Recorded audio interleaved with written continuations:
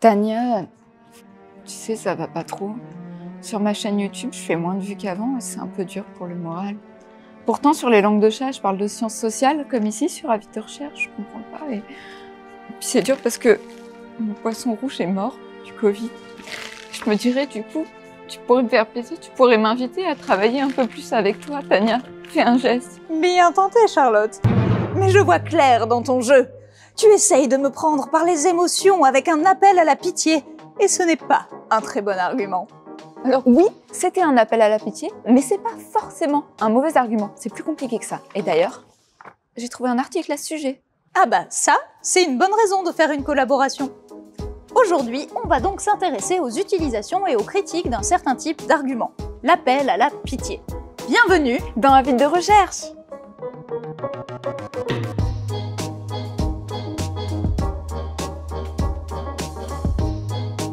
Marianne Doury est professeure des universités en sciences du langage, membre du laboratoire Éducation, Discours, Apprentissage de l'Université de Paris. Dans son article intitulé « Ce n'est pas par pitié, l'appel à la pitié, critiques et alternatives », publié dans Argumentation et analyse du discours en 2020, elle passe en revue les critiques de cette forme argumentative et présente les stratégies parfois utilisées à sa place. Ce travail de synthèse s'appuie sur un ensemble d'ouvrages et d'articles universitaires. Pour ne pas alourdir le propos, on affichera les références utilisées de cette manière. Et vous trouverez les sources dans l'article directement.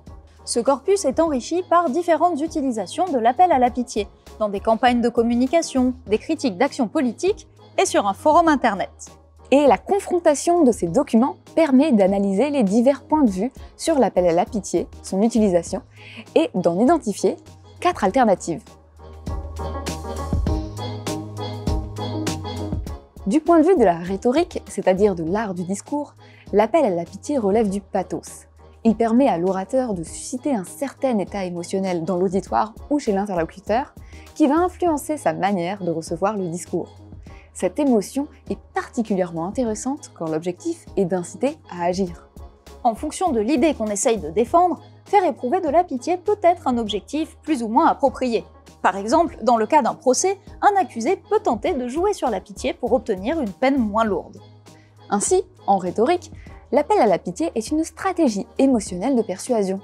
Mais ce concept ne peut pas être envisagé tel quel dans le domaine de l'argumentation, qui s'intéresse à l'articulation de plusieurs arguments, à la construction de raisonnements qui mènent à une conclusion. Dans ce contexte, certains considèrent l'appel à la pitié comme un argument fallacieux, un mauvais argument consistant à essayer de susciter la compassion de manière injustifiée afin de défendre ses propres intérêts. Mais d'autres estiment que l'appel à la pitié peut être fallacieux ou non. Tout dépend du contexte et du propos. Décortiquons le raisonnement. Dans un premier temps, l'objectif est de faire ressentir de la pitié à un interlocuteur vis-à-vis d'une situation de départ présentée comme catastrophique, afin qu'il se sente concerné. Il souhaite que cette situation s'améliore. Une fois que l'idée qu'il faut changer les choses est acceptée, l'objectif devient alors de convaincre qu'il faut mettre en place certaines actions dans ce but. L'appel à la pitié sert donc à défendre l'idée qu'il faut changer une situation, ce qui n'est qu'une étape dans le raisonnement. Il faut ensuite s'appuyer sur d'autres arguments pour arriver à une conclusion concernant l'action à mettre en œuvre. L'appel à la pitié peut ainsi être fallacieux si les justifications évoquées pour pousser à l'action sont mensongères, qu'il y a une intention de manipulation, ou bien que la ligne d'action proposée n'est pas cohérente avec le problème initialement dénoncé. Mais ça peut aussi être tout à fait légitime, c'est subtil. Dans tous les cas, faire ressentir une émotion ne passe pas que par des arguments. On peut jouer sur les images, les connotations des mots, les manières de poser sa voix. L'émotion transparaît dans le discours de façon diffuse, ce qui amène d'autres chercheurs à considérer que l'appel à l'émotion n'est pas vraiment un type d'argument, mais une stratégie argumentative. Ça justifie au passage de parler d'appel à la pitié plutôt que d'argument de la pitié. Marianne Doury a répertorié plusieurs types de critiques adressées à l'appel à la pitié. Ces dernières viennent aussi bien de chercheurs ayant travaillé sur le sujet que de personnes non spécialistes s'exprimant dans l'espace public ou privé. Une première catégorie de critiques considère que l'appel à la pitié est un procédé sincère mais inefficace. Pour elle, susciter une émotion négative mènerait à chercher des solutions de court terme pour soulager cette émotion au lieu de résoudre les problèmes de façon durable. La pitié conduirait ainsi à soulager les symptômes plutôt qu'à soigner la maladie. Ça peut aussi être contre-productif si les destinataires se détournent du message pour éviter le sentiment de culpabilité. Et ça peut déresponsabiliser l'objet de la pitié, ses difficultés permettant de justifier ses travers. D'autres critiques pensent au contraire que l'appel à la pitié est efficace, mais problématique, soit parce que les émotions prennent alors le dessus sur les considérations rationnelles, soit parce qu'il crée une forme d'obligation à ressentir, avec jugement négatif à la clé pour les personnes qui n'exprimeraient pas les émotions attendues, soit parce qu'il est irrespectueux et condescendant envers l'objet de la pitié. Personne n'a envie de faire pitié. Mais quand même, mon poisson rouge est mort du Covid. T'as jamais eu de poisson rouge, Charlotte? Enfin, certaines critiques portent sur le côté manipulatoire de l'appel à la pitié au service d'intentions masquées. Susciter la pitié détournerait des vrais problèmes car elle crée de l'attendrissement envers les personnes qui souffrent au lieu de mener à l'indignation. En mettant en lumière les victimes plutôt que les responsables, elle empêche de réclamer justice. Pour finir, l'appel à la pitié peut être vu comme une stratégie médiatique, pour mieux vendre ou pour se construire une belle image de personnes compatissant avec ceux qui souffrent. Ces différents points de vue illustrent un rapport ambivalent à l'appel à la pitié. C'est un procédé qui permet de défendre efficacement certaines causes, notamment humanitaires, mais il fait aussi l'objet de nombreuses critiques, ce qui pousse à lui trouver des alternatives. Dans le cadre privé, l'appel à la pitié peut être remplacé par une logique de responsabilité. L'article développe l'exemple d'une discussion sur un forum où un homme demande s'il devrait épouser son ex par pitié pour elle car il se sent coupable. La question peut sembler étonnante, mais cet homme vit dans un pays musulman et la relation qu'il a eue avec cette femme peut lui poser problème à elle. N'étant plus vierge, il lui devient difficile de se marier.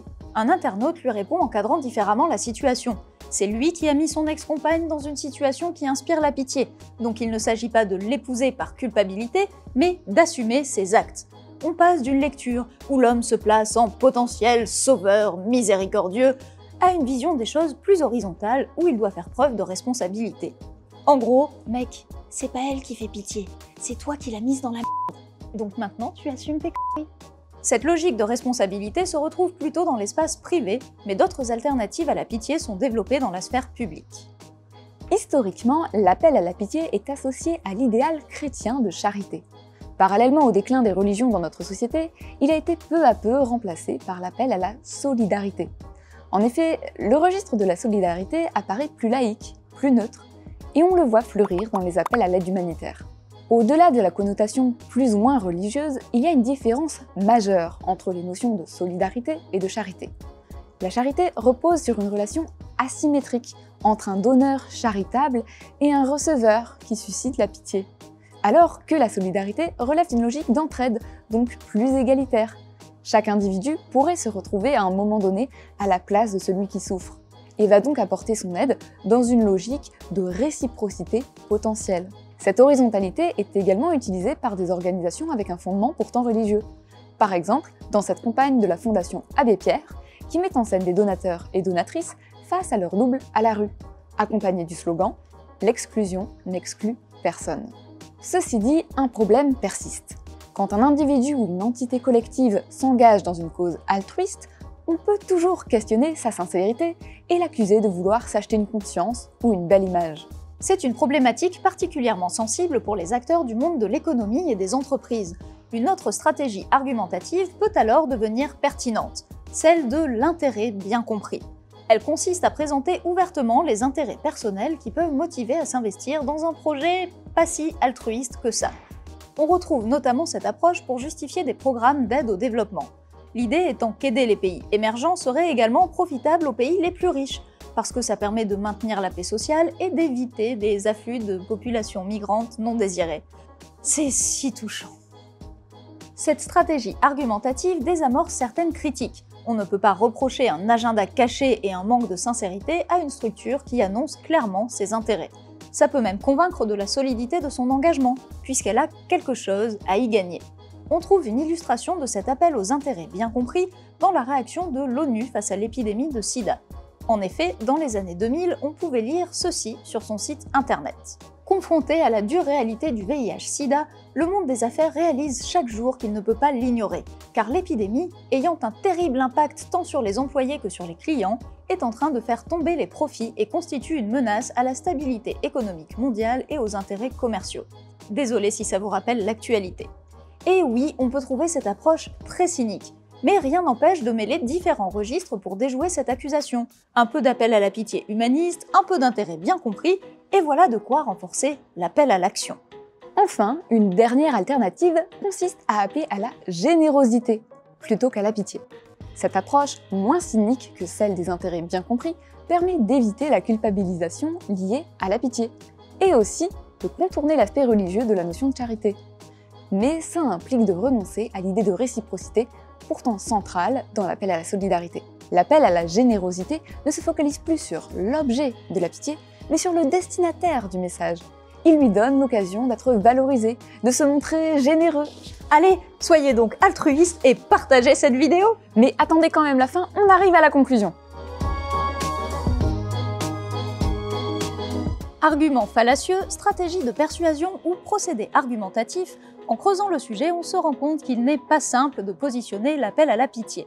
Analyser ses utilisations permet de mieux appréhender sa complexité. Ce processus d'analyse est aussi une manière d'exercer son esprit critique. S'intéresser aux stratégies argumentatives, repérer les types de justifications, comprendre leur logique et décortiquer leur structure permet d'affiner notre compréhension des discours.